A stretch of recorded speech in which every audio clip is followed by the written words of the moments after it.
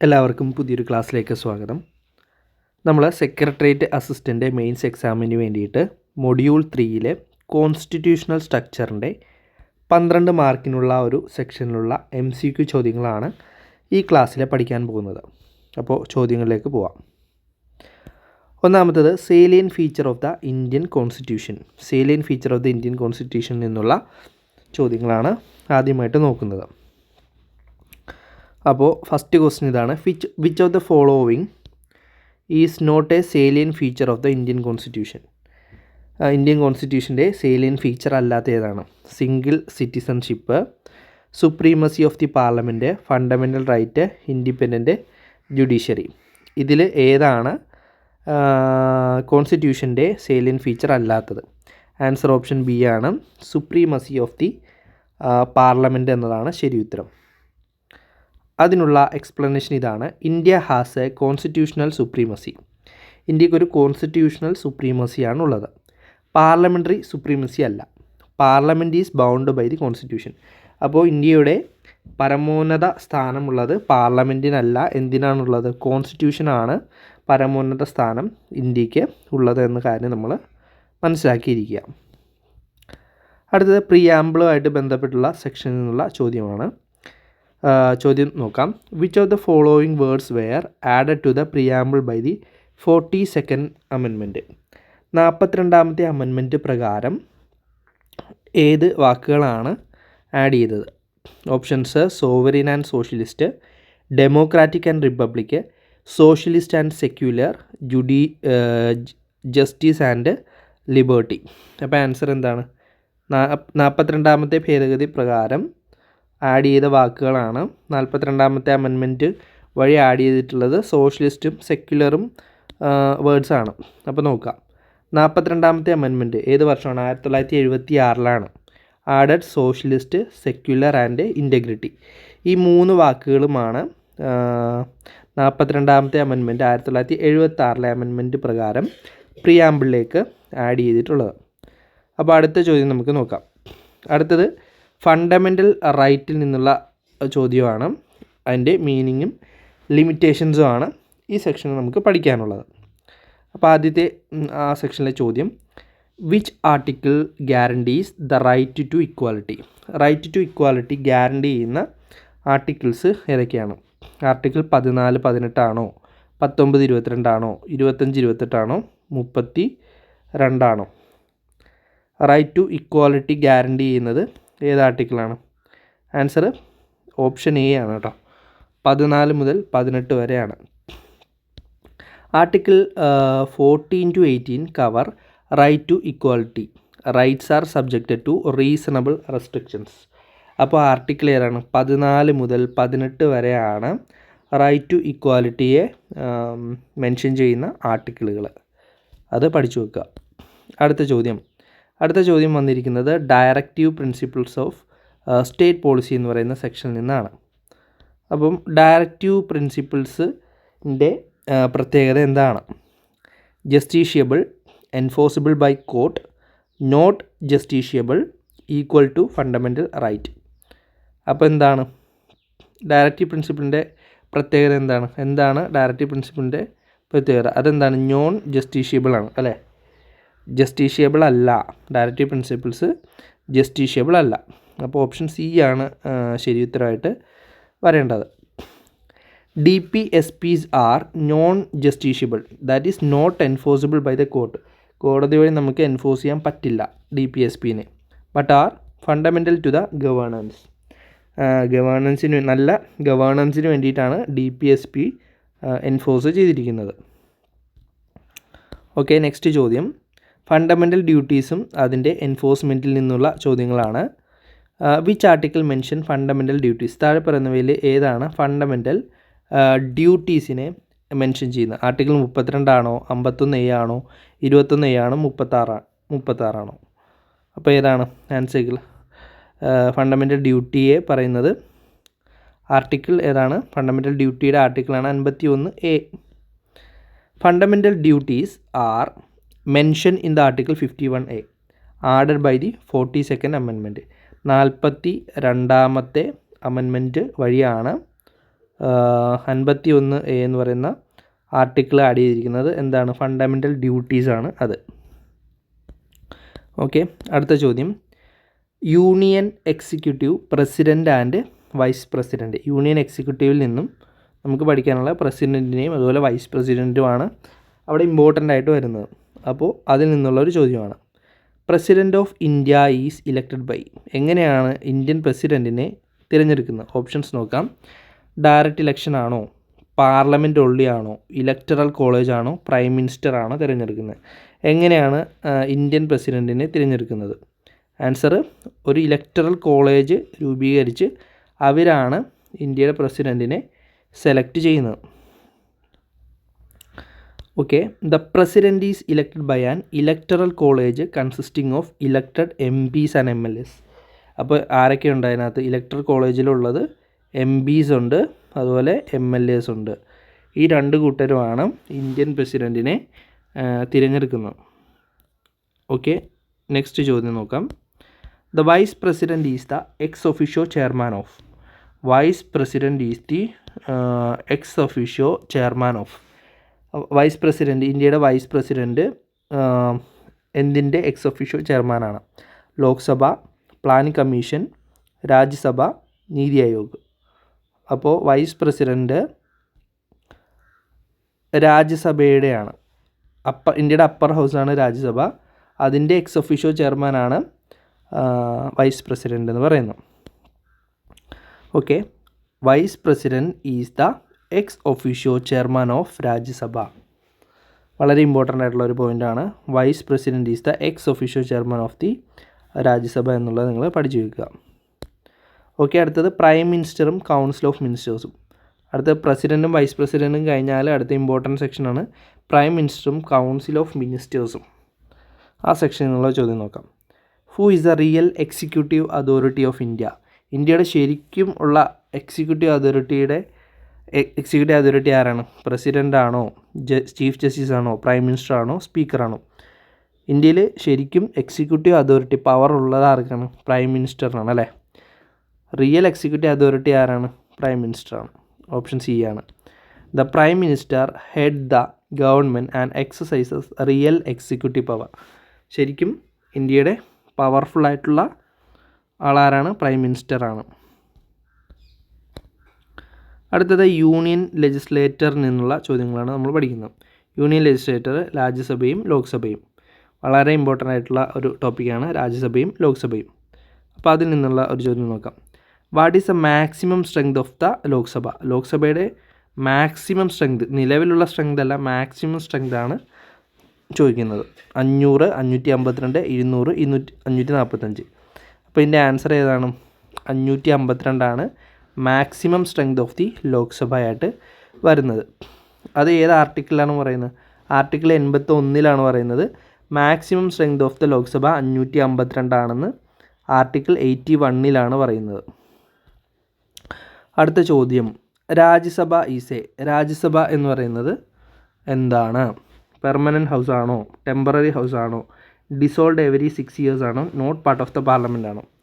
രാജ്യസഭ എന്ന് പറയുന്നത് ഒരു സ്ഥിരം സഭയാണ്. നമ്മൾ എല്ലാ ലെവലിലുള്ള PSC എക്സാമിന് നമ്മൾ പഠിച്ചിട്ടുള്ളതാണ് അല്ലേ. ഓപ്ഷൻ എ ആണ് ശരി ഉത്തരം. Rajya Sabha is A permanent body. 1/3 of member retire every 2 years. അതായത് രാജ്യസഭയിൽ 1/3 പേര് എന്ത് ചെയ്യും? ഓരോ 2 വർഷം കൂടുമ്പോഴും പിരിഞ്ഞു പോയിക്കൊണ്ടിരിക്കും. ഓക്കെ, നെക്സ്റ്റ് ചോദ്യം, പാർലമെൻ്ററി പ്രിവിലേജസ്. പാർലമെൻ്ററി പ്രിവിലേജസിനെ പറ്റിയിട്ടുള്ള ഒരു ചോദ്യമാണ്. Parliamentary privileges are mentioned in. Parliamentary privileges ഏത് സെക്ഷനിലാണ് അല്ലെങ്കിൽ എവിടെയാണ് പ്രതിപാദിക്കുന്നത്? Part 5 of the constitution, article 105 and 194, preamble, article 21. അപ്പോൾ പാർലമെൻറ്റിൻ്റെ പ്രിവിലേജസ് മെൻഷൻ ചെയ്തിരിക്കുന്ന ആർട്ടിക്കിൾ 105 അതുപോലെ article 194 article 105 for parliament and 194 for state legislature mentions privileges. അടുത്ത ചോദ്യം, യൂണിയൻ ജുഡീഷ്യറി സുപ്രീം കോടതിയെ പറ്റിയിട്ടുള്ള ചോദ്യമാണ്. അപ്പോൾ നിങ്ങൾ സിലബസ് വൈസ് ക്വസ്റ്റ്യൻ പേപ്പറുകളിലൂടെയും അതിൻ്റെ എക്സ്പ്ലനേഷനും കൂടെ പഠിച്ചു കഴിഞ്ഞാൽ നമുക്ക് സിലബസ് ഈസി ആയിട്ട് കവർ ചെയ്യാം. കുറേയധികം കാര്യങ്ങൾ പഠിച്ചു കഴിഞ്ഞാൽ നമുക്ക് അവസാനം ഒന്നും ഇല്ലാണ്ടാവും. പഠിക്കുന്ന കാര്യങ്ങൾ കറക്റ്റായിട്ട് പഠിച്ചു പോവുക. Who appoint the chief justice of India? ആരാണ് ചീഫ് ജസ്റ്റിസ് ഓഫ് ഇന്ത്യനെ അപ്പോയിൻറ്റ് ചെയ്യുന്നത്? Parliament, prime minister, president, vice president. ആരാണ് ചീഫ് ജസ്റ്റിസ് ഓഫ് ഇന്ത്യനെ അപ്പോയിൻറ്റ് ചെയ്യുന്നത്? ആരാണ് ചീഫ് ജസ്റ്റിസ് ഓഫ് ഇന്ത്യനെ അപ്പോയിൻറ്റ് ചെയ്യുന്നത്? ആരാണ്? പ്രസിഡൻറ്റിനാണ് ചീഫ് ജസ്റ്റിസ് ഓഫ് ഇന്ത്യനെ അപ്പോയിൻറ്റ് ചെയ്യാനുള്ള അതോറിറ്റി എന്ന് പറയുന്നു. The president appoint the chief justice based on the seniority. Senior ആയിട്ടുള്ള ആളെ പ്രസിഡൻ്റാണ് ചീഫ് ജസ്റ്റിസ് ആയിട്ട് നിയോഗിക്കുന്നത്. അടുത്ത നമ്മൾ പഠിക്കുന്നത് ജുഡീഷ്യൽ റിവ്യൂവിനെ പറ്റിയാണ്. Judicial review is based on the principle of. Judicial review എന്ന് പറയുന്നത് എന്ത് പ്രിൻസിപ്പിളിനെ ബേസ് ചെയ്തുകൊണ്ടാണ്? പാർലമെൻ്ററി സുപ്രീമസി ആണോ, സെപ്പറേഷൻ ഓഫ് പവർ ആണോ, റൂൾ ഓഫ് ലോ ആണോ, എക്സിക്യൂട്ടീവ് പ്രിവിലേജ് ആണോ? ഇതിലെന്താണ് നമുക്ക് ജുഡീഷ്യൽ റിവ്യൂ എന്ന് പറയുന്നത് എന്തിൻ്റെ പ്രിൻസിപ്പിളായിട്ടാണ് വരുന്നത്? റൂൾ ഓഫ് ലോയുടെ പ്രിൻസിപ്പിളായിട്ടാണ് വരുന്നത്. Judicial reviews ensures laws conform to the constitution based on the rule of law. Judicial review ensures laws conform to the constitution based on the rule of law. Okay, അടുത്ത ചോദ്യം. Public interest litigation PIL എന്ന് പറയും. PIL is filed in only Supreme Court. PIL is file. PIL public interest litigation പറ്റിയാണ് നമ്മൾ പഠിക്കുന്നത്. PIL എവിടെയാണ് file ചെയ്യുന്നത്? Supreme court, high court, supreme court and high court, Lok Adalat. അപ്പോൾ പബ്ലിക് ഇൻട്രസ്റ്റ് ലിറ്റിഗേഷൻ, പൊതു താൽപ്പര്യ ഹർജി എവിടെയാണ് നമ്മൾ ഫയൽ ചെയ്യുന്നത്? സുപ്രീം കോടതിയും അതുപോലെ തന്നെ ഹൈക്കോടതിയിലുമാണ് ഫയൽ ചെയ്യുന്നത്. അതിൻ്റെ എക്സ്പ്ലനേഷനാണ് PIL can be filed under article 32. Supreme കോടതിയിൽ പബ്ലിക് ഇൻട്രസ്റ്റ് ലിറ്റിഗേഷൻ ഫയൽ ചെയ്യുന്ന ആർട്ടിക്കിളാണ് 32. ഹൈക്കോടതിയിൽ ഫയൽ ചെയ്യുന്ന ആർട്ടിക്കിളാണ് ആർട്ടിക്കിൾ 226 എന്ന് നമ്മൾ പഠിച്ചു വെക്കുക. ഓക്കെ, അടുത്താണ് state executive, governor, CM and council. ഇനി നമുക്ക് പഠിക്കാനുള്ളത് യൂണിയൻ ലെവലിൽ പഠിച്ചു കഴിഞ്ഞു. ഇനി അടുത്ത സ്റ്റേറ്റ് എക്സിക്യൂട്ടീവിൽ ആരൊക്കെയാണുള്ളത്? ഗവർണറുണ്ട്, CM ഉണ്ട്, കൗൺസിലുണ്ട്. അപ്പോൾ അവരെ പറ്റിയാണ് നമ്മൾ പഠിക്കുന്നത്. അപ്പോൾ അതിൽ നിന്നുള്ള ആദ്യ ചോദ്യമാണ് ഹു അപ്പോയിൻറ്റ് ഗവർണർ? ഗവർണറിനെ ആരാണ് അപ്പോയിൻറ്റ് ചെയ്യുന്നത്? Chief minister, president, prime minister, supreme court. ആരാണ് ഗവർണറിനെ നിയമിക്കുന്നത്? Who appoint the governor? ഗവർണറിനെ നിയമിക്കുന്നത് പ്രസിഡൻ്റാണ്. President appoint the governor. അപ്പോൾ അതിൻ്റെ എക്സ്പ്ലനേഷനാണ് president appoint the governor of the state. ഗവർണറിനെ അപ്പോയിൻറ്റ് ചെയ്യുന്ന ആരാണ്? പ്രസിഡൻ്റാണ് അപ്പോയിൻറ്റ് ചെയ്യുന്നത്. അടുത്തത് സ്റ്റേറ്റിലെ ചീഫ് മിനിസ്റ്റർ എങ്ങനെയാണ് ഇലക്ട് ചെയ്യുന്നത്? Elected by people, appointment by the president, elected by MLAs, nominated by governor. അപ്പോൾ ചീഫ് മിനിസ്റ്റർ എങ്ങനെയാണ് തിരഞ്ഞെടുക്കുന്നത്? ചീഫ് മിനിസ്റ്ററിനെ ജനങ്ങളാണ് തിരഞ്ഞെടുക്കുന്നതെങ്കിലും MLA ആയിട്ടാണ് തിരഞ്ഞെടുക്കുന്നത്. അതിനുശേഷം CMനെ നിശ്ചയിക്കുന്നത് ഇലക്റ്റഡ് ആയിട്ടുള്ള MLAs കൂടി ചേർന്നാണ് ചീഫ് മിനിസ്റ്ററിനെ നമ്മൾ തിരഞ്ഞെടുക്കുന്നത്. അപ്പോൾ CM is chosen by ruling party and formally appointed by the governor. Ruling പാർട്ടിയാണ് CMനെ തിരഞ്ഞെടുക്കുന്നത്, റൂളിംഗ് പാർട്ടിയിലുള്ള MLAമാർ. അപ്പോൾ അപ്പോയിൻറ്റ് ചെയ്യുന്നത് ഗവർണറാണ്. ഓക്കെ, അടുത്തത് സ്റ്റേറ്റ് ലെജിസ്ലേറ്ററിനെ പറ്റിയാണ്. അസംബ്ലിയും അതുപോലെ തന്നെ കൗൺസിൽസിനെയും പറ്റിയാണ് നമ്മൾ പഠിക്കാൻ പോകുന്നത്. അപ്പോൾ അതിൽ നിന്ന് ചോദ്യങ്ങൾ നോക്കാം. Which state does not have a legislative council? താഴെ പറയുന്നവയിൽ ലെജിസ്ലേറ്റീവ് കൗൺസിൽ ഇല്ലാത്ത സംസ്ഥാനം ഏതാണ്? മഹാരാഷ്ട്ര, കർണാടക, ഉത്തർപ്രദേശ്, കേരള. അപ്പോൾ ആൻസർ ഏതാണ്? കേരളയാണ്. Which state does not have a legislative council? നമുക്ക് ലെജിസ്ലേറ്റീവ് കൗൺസിൽ ഇല്ല, ലെജിസ്ലേറ്റീവ് അസംബ്ലി മാത്രമാണ് കേരളത്തിലുള്ളത്. Kerala has only a legislative assembly, unicameral ലെജിസ്ലേച്ചറാണ്. മറ്റുള്ളതൊക്കെ എന്താണ്? ബൈ ക്യാമറലാണ്. നമ്മുടെ കേരളം എന്ന് പറയുന്നത് യൂണിക്യാമറൽ ലെജിസ്ലേച്ചറാണ്. അടുത്തത് സ്റ്റേറ്റ് ജുഡീഷ്യറിനെ പറ്റി പഠിക്കാം. ഹൈക്കോടതിയും അതുപോലെ തന്നെ സബോർഡിനേറ്റ് കോടതികളും സ്റ്റേറ്റ് ജുഡീഷ്യറിയിൽ ഉൾപ്പെടുന്നുണ്ട്. ഹു അപ്പോയിൻ്റ് ഹൈക്കോടതി ജഡ്ജസ്, ഹൈക്കോടതി ജഡ്ജിമാരെ ആരാണ് നിയമിക്കുന്നത്? ഹൈക്കോടതി ജഡ്ജിമാരെ നിയമിക്കുന്ന ആരാണ്? ചീഫ് മിനിസ്റ്റർ ആണോ, ഗവർണറാണോ, പ്രസിഡൻ്റ് ആണോ, ചീഫ് ജസ്റ്റിസ് ഓഫ് ഇന്ത്യ ആണോ? ആരാണ്? ഹൈക്കോടതി ജഡ്ജിമാരെ നിയമിക്കുന്നത് പ്രസിഡൻ്റാണ്. അപ്പോയിൻറ്റിംഗ് അതോറിറ്റി പ്രസിഡൻ്റാണ്. High court judges are appointed by the president after consultation. High court judges are appointed by the president after consultation. Okay, അടുത്തത് മറ്റൊരു സെറ്റ് ചോദ്യമാണ്. ഇതേ ടോപ്പിക്കിൽ നിന്നുള്ള നമുക്ക് നോക്കാം. വളരെ കുറഞ്ഞ സമയത്തിനുള്ളിൽ കൂടുതൽ ചോദ്യങ്ങൾ കവർ ചെയ്യുന്നതിന് വേണ്ടിയാണ് എളുപ്പത്തിൽ പറഞ്ഞു പോകുന്നത്. Salient feature of the Indian constitution എന്നുള്ള ചോദ്യങ്ങൾ നമുക്ക് നോക്കാം. Which feature of the Indian constitution ensures adaptability to changing times? അപ്പോൾ which feature of the Indian constitution ensures adaptability to changing times എന്താണെന്ന് നോക്കാം നമുക്ക്. ഫെഡറലിസം ആണോ, സെക്യുലറിസം ആണോ, പാർലമെൻ്ററി സിസ്റ്റം ആണോ, അതോ ഫ്ലെക്സിബിലിറ്റി ഓഫ് ദി കോൺസ്റ്റിറ്റ്യൂഷൻ ആണോ? അതായത് എത്ര മാറിയാലും നമ്മൾ എന്ത് ചെയ്യാൻ പാടില്ല? കോൺസ്റ്റിറ്റ്യൂഷൻ്റെ ഫ്ലെക്സിബിലിറ്റി എൻഷുർ ചെയ്തിരിക്കണം.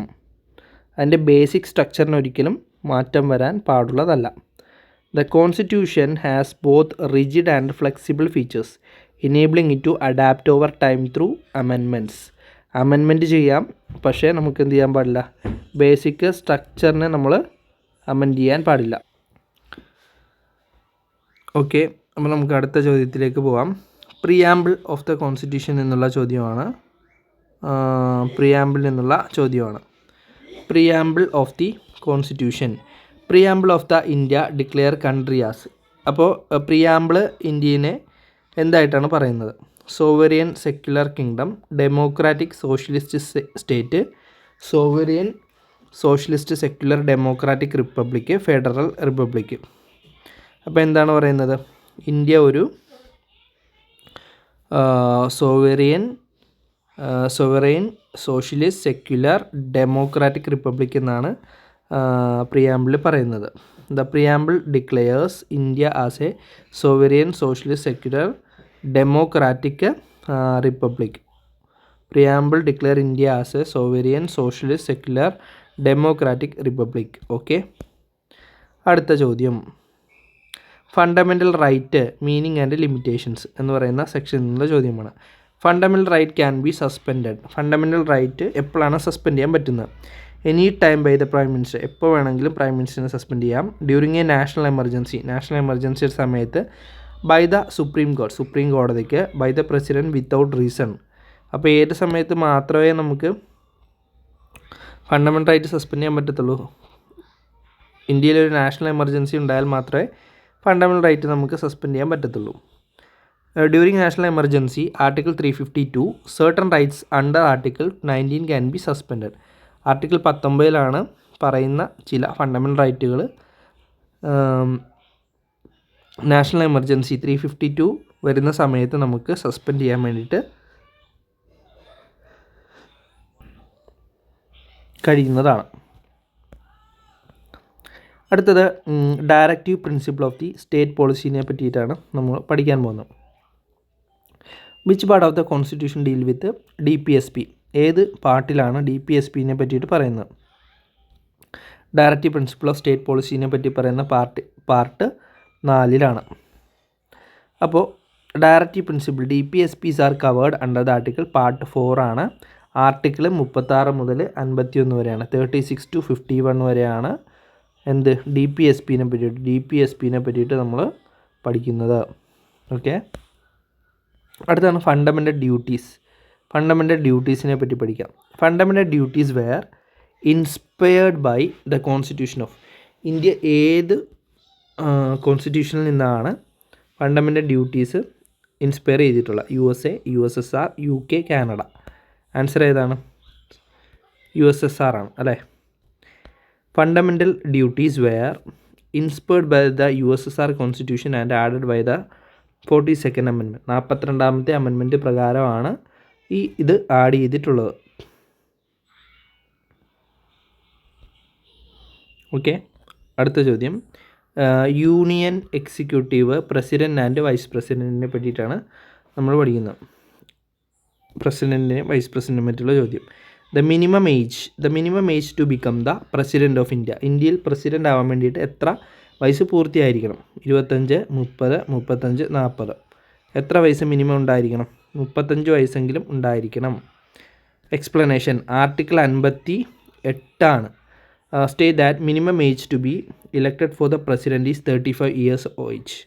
അതായത് 35 ഇയേഴ്സ് കംപ്ലീറ്റ് ആയെങ്കിൽ മാത്രമേ നമുക്ക് ഇന്ത്യൻ പ്രസിഡൻ്റായിട്ട് തിരഞ്ഞെടുക്കപ്പെടാൻ വേണ്ടിയിട്ട് സാധിക്കുകയുള്ളൂ. അടുത്തത് വൈസ് പ്രസിഡൻറ്റിൻ്റെ ടേം എത്ര വർഷമാണ്? വൈസ് പ്രസിഡൻറ്റിൻ്റെ ടേം എന്ന് പറയുന്നത് എത്ര വർഷമാണ്? 5 വർഷമാണ് വൈസ് പ്രസിഡൻറ്റിൻ്റെ ടേം.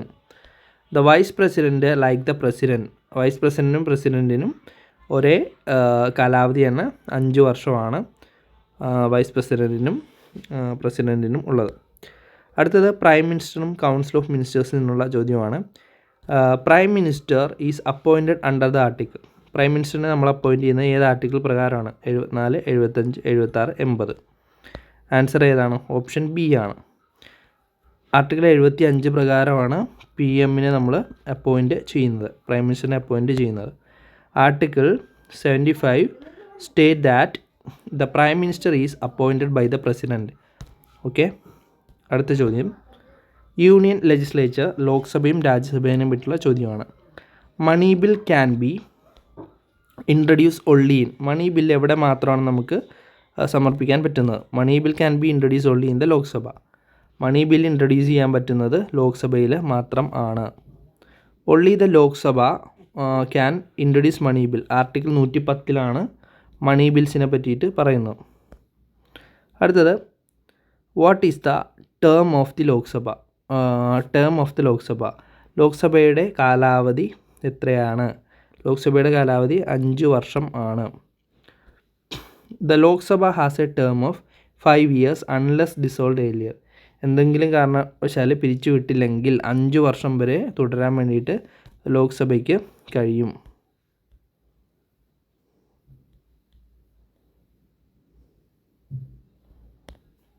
അടുത്തത്, parliamentary privileges. Breach of the parliamentary privileges can be punished by. Breach of the parliamentary privileges can be punished by the speaker of the house. Parliamentary privileges തെറ്റ് കഴിഞ്ഞാൽ പണിഷ് ചെയ്യാൻ വേണ്ടിയിട്ട് സ്പീക്കറിനാണ് പവറുള്ളത്. സ്പീക്കറാണ് chairman of Rajya Sabha, can initiate action to breach of privilege.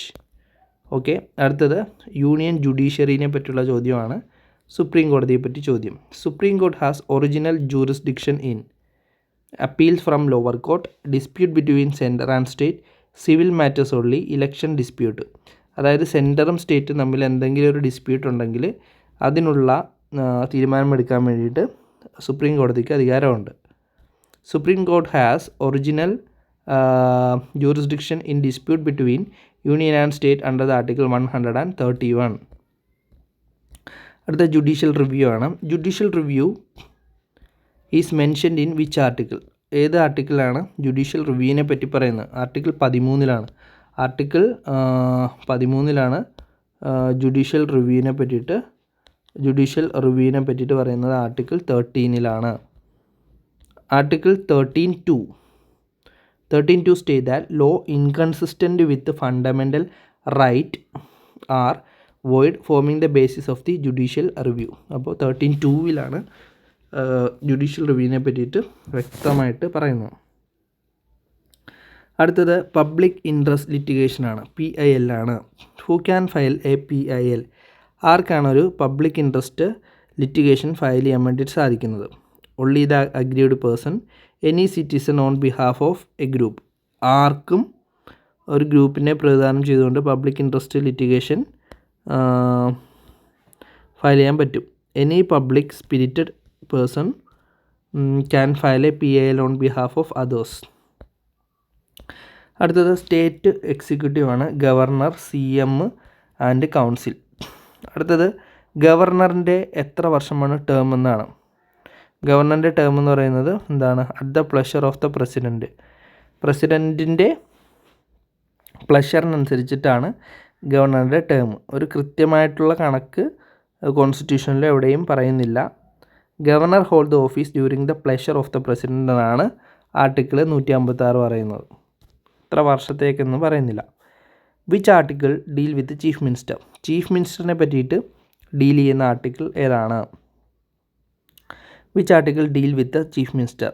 Answer എന്താണ്, 164 164 ആണ് chief മിനിസ്റ്ററിനെ പറ്റിയിട്ട്. 164 ആണ് CM എന്ന് പഠിക്കുക. CMൻ്റെ ആർട്ടിക്കിളാണ് 164. Article 164 deal with appointment of the chief minister and council of ministers. അടുത്ത ചോദ്യം,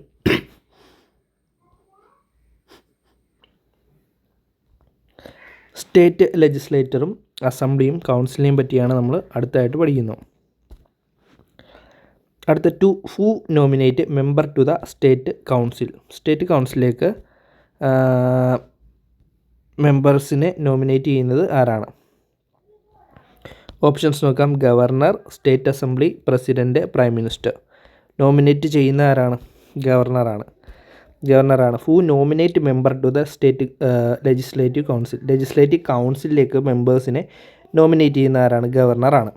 governor nominate certain members from field like literature, science, arts etcetera.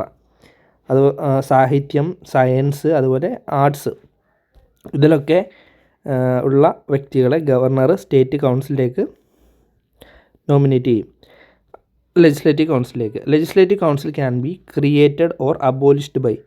ആർക്കാണ് ലെജിസ്ലേറ്റീവ് കൗൺസിൽ ക്രിയേറ്റ് ചെയ്യാനും അതുപോലെ അബോലിഷ് ചെയ്യാനുള്ള അധികാരം. സുപ്രീം കോടതിക്കാണോ, പാർലമെൻ്റ് ആണോ, സ്റ്റേറ്റ് ഗവർണറാണോ, അതോ ഇലക്ഷൻ കമ്മീഷനാണോ. ആൻസർ പാർലമെൻറ്റിനാണ് അധികാരം ഉള്ളത്. Parliament can create or abolish legislative council based on the state assembly resolution article 169.